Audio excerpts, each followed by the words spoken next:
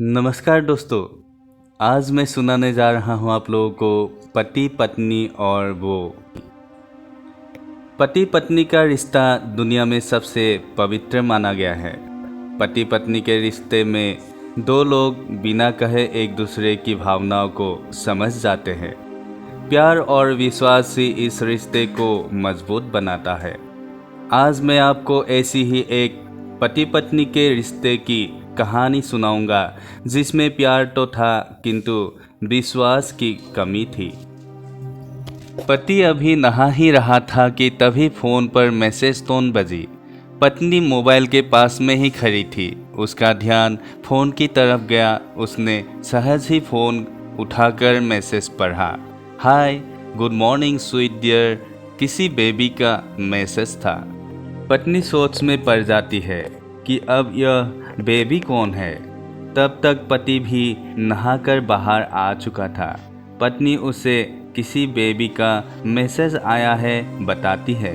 पति मुस्कुरा देता है, फ़ोन उठाकर उस मैसेज का रिप्लाई करता है, hi baby, how are you, और अपने काम में लग जाता है। पत्नी के मन में उथल पुथल चल रहा था। वो इस रिप्लाई को भी पढ़ती है। अब हर पल पत्नी के दिमाग में यही सवाल रहता है कि यह बेबी कौन है।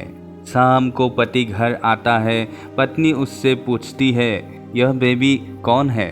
पति जवाब में सिर्फ मुस्कुरा देता है और फिर से अपने काम में लग जाता है। 2-3 दिन बीत जाते हैं। उन बिचारों ने अभी तक पत्नी का पीछा नहीं छोड़ा था और फिर से पति के मोबाइल पर फिर एक बार बेबी का मैसेज आता है, आज मिलने को आओगे कि नहीं, तुम्हारी बहुत याद आ रही है। इस मैसेज ने आग में घी का काम किया। पत्नी का शक और भी ज़्यादा पक्का हो गया। बीच बीच में ऐसे मैसेजों का आदान प्रदान होता रहता और पत्नी के मन में शक की जड़ें और गहरी होती गई। पति पूछने पर भी जवाब में सिर्फ मुस्कुराहट के अलावा कुछ नहीं कहता। यह शक गुच्छा बनकर तब ज्वालामुखी की तरह फट पड़ता है जब एक दिन उसे अपने पति के जेब में सिनेमा की 2 टिकट मिलती है। पत्नी अपने पति से बहुत झगड़ती है। पति उसे समझाने की कोशिश करता है लेकिन वो कोई भी बात सुनने को तैयार नहीं है। पति को भी उस पर गुस्सा आ जाता है और यह झगड़ा और भी ज़्यादा बढ़ जाता है। गुस्से में पति घर से बाहर निकल जाता है। पत्नी का गुस्सा पति से कई गुना ज़्यादा है। तुरंत वो अपने सारा सामान पैक करती है। एक चिट्ठी लिखती है कि मैं मायके जा रही हूँ हमेशा के लिए, और पति का घर छोड़कर चली जाती है। गुस्सा शांत होने पर जब पति घर आता है तो चिट्ठी पढ़कर उसके होश उड़ जाते हैं। 10 दिन बीत जाते हैं और गांव के उस घर पर डोरबेल बजती है जहां पत्नी रहने चली गई थी। पत्नी दरवाज़ा खोलती है।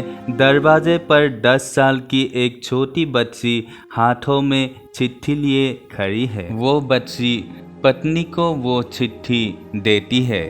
बच्ची से वो चिट्ठी लेकर पत्नी चिट्ठी खोलकर पढ़ती है, डियर वाइफ, जिस बेबी की वजह से हम दोनों में इतने झगड़े हुए और तुम हमारे घर छोड़कर यहाँ चली आई, यह बच्ची जो अभी तुम्हारे सामने खड़ी है वो वही बेबी है।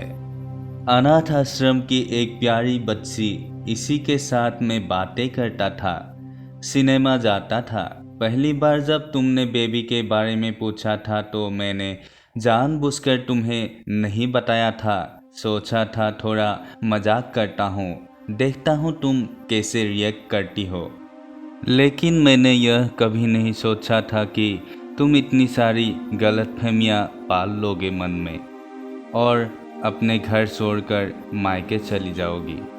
लेकिन सबसे ज़रूरी बात, यह जो बेबी है वो किसी और की नहीं बल्कि तुम्हारी ही बेटी है। रुको, अपने आप को संभालो और आगे की बात ध्यान से पढ़ो। हमारे शादी के 2 साल पहले की बात है। तुम अपने कॉलेज के लास्ट ईयर में थी। तुम्हारे प्रोफेसर ने नोट्स लेने के बहाने तुम्हें बुलाया था और तुम्हें छाए में एक नस्ली दवा खिलाकर ना करने वाला काम किया था। इसमें तुम्हारी कोई गलती नहीं थी, लेकिन कुदरत ने अपना काम किया और तुम्हारे पेट में इस बेबी को डाल दिया। काफ़ी प्रयास करने पर भी अबॉर्शन नहीं हुआ तो तुम्हारे घर वालों ने समाज के डर से तुम्हें 6 महीने तक घर में ही रखा।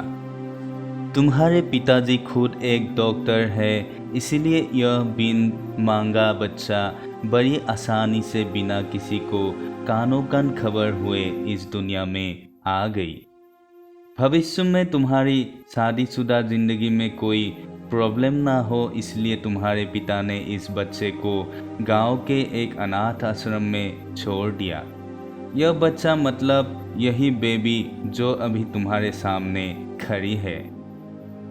अगर अब भी विश्वास नहीं हो रहा है तो इस बच्ची के गाल का वो तिल देख लो जो शायद तुमने उसे आखिरी बार रोते हुए देखा होगा, या फिर अपने पिताजी से पूछ लो। पत्नी जल्दी से उस बच्ची को पास में लेकर उसके गालों का तिल देखती है। उसका मन भर आता है, उसकी आंखों में आंसू आ जाते हैं, लेकिन अभी भी चिट्ठी बाकी है, इसलिए वो आगे बढ़ती है। मुझे पता है अभी भी तुम्हारे मन में यह सवाल उठ रहा होगा कि यह सब मुझे कैसे पता। तुम्हें बता दूं कि यह सब तुम्हारे खुद के पिता ने ही अपने मन में उठ रहे पश्चाताप को शांत करने के लिए शादी के 1 महीने पहले मुझसे मिलकर सारी बात मुझे बताई थी। उन्होंने यह भी कहा था कि अगर मैं चाहूँ तो शादी से इनकार कर सकता हूँ। मैंने तो इसलिए रिश्ते को स्वीकार किया क्योंकि इस पूरी घटना में तुम्हारी कोई भी गलती नहीं थी और हमारी शादी हो गई। तुमने मुझे बहुत प्यार दिया, लेकिन तुम्हारे पिता से बेबी के बारे में जानने के बाद मैं उसे मिले बिना नहीं रह पाया। मैं कभी कभी उसे मिलने जाता था। उसे मिलना, उससे बात करना, उसके साथ रहना मुझे अच्छा लगता था। कितनी प्यारी बच्ची बिना किसी गलती के क्यों सज़ा भुगते, बस इसलिए मैं उसे थोड़ी सी खुशी देने की कोशिश करता था। बस मुझे इतना ही कहना था।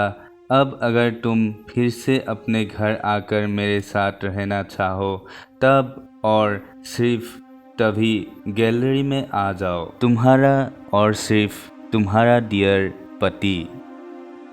बिना एक क्षण की भी देरी किए पत्नी दौड़कर गैलरी में पहुंची और रास्ते पर उसका पति श्याम खड़ा था। उसके चेहरे पर मुस्कान और पत्नी की आंखों में आंसू के पूर थे। इसलिए दोस्तों, पूरी बात जाने बिना किसी को बिना किसी कारण शक नहीं करना चाहिए, क्योंकि शक ऐसी आग है जो संसार को जलाकर राख कर देती है। तो मिलते हैं ऐसे ही नई कथा, नई कहानी के साथ। तब तक के लिए आप सभी से विदा लेता हूँ। आप सभी को दिल से प्रणाम।